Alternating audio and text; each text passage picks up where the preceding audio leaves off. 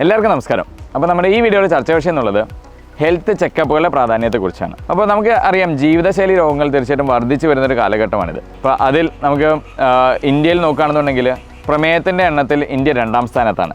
പക്ഷേ അതിൻ്റെ ഒരു വേറെ സൈഡ് നോക്കുകയാണെങ്കിൽ 50% പ്രമേഹമുള്ളവർക്ക് അവർക്ക് പ്രമേഹം ഉണ്ടെന്നുള്ള കാര്യം പോലും അറിയില്ല. അപ്പോൾ എന്താണ്, ഈ നേരത്തെ എന്നുള്ള പരിശോധനകൾ ചെയ്യുമ്പോഴത്തേക്കും നമുക്ക് രോഗം മൂർധന്യാവസ്ഥയിൽ എത്തുന്നതിന് മുന്നേ തന്നെ നമുക്ക് ചികിത്സകളും അതിനുള്ള പ്രതിരോധ മാർഗ്ഗങ്ങൾ സ്വീകരിക്കാൻ പറ്റുകയാണെങ്കിൽ നമുക്ക് അതിൻ്റെ പാർശ്വഫലങ്ങളിൽ നിന്നും രക്ഷപ്പെടാൻ പറ്റും. ഇപ്പോൾ പ്രമേഹത്തിൻ്റെ HbA1c ടെസ്റ്റ് നേരത്തെ നമുക്ക് ചെയ്യുകയാണെങ്കിൽ, കാലയളവിൽ ചെയ്യുകയാണെങ്കിൽ തീർച്ചയായിട്ടും നേരത്തെ തന്നെ പ്രമേഹം കണ്ടുപിടിക്കാൻ പറ്റും. ഇപ്പോഴത്തെ ഒരു കണക്ക് വെച്ച് നോക്കുമ്പോഴത്തേക്കും ടൈപ്പ് 2 പ്രമേഹം വളരെയധികം കൂടുതലാണ്.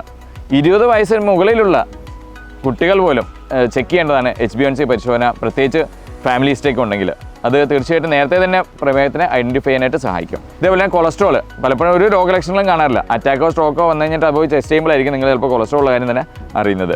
തൈറോയ്ഡ് രോഗം അതും വർദ്ധിച്ചു വരുന്ന കാലഘട്ടമാണ്.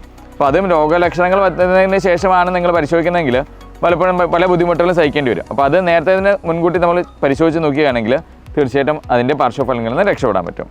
പിന്നെ നമ്മളെപ്പോഴും ഈ കാലത്ത് ഫിറ്റ്നസ്സിന് വളരെ പ്രാധാന്യം കൊടുക്കുന്നതാണ് അല്ലേ. അപ്പോൾ എല്ലാവരും ജിമ്മും കാര്യങ്ങളും ഫിറ്റ്നസ്സൊക്കെ ചെയ്യാറുണ്ട്. പക്ഷേ അത് എക്സ്റ്റേണൽ ഫിറ്റ്നസ്സാണ്. നമുക്ക് അകത്തുനിന്ന് നടക്കുന്നത് പലപ്പോഴും നമുക്ക് ചിലപ്പോൾ അറിയാൻ സാധിക്കില്ല.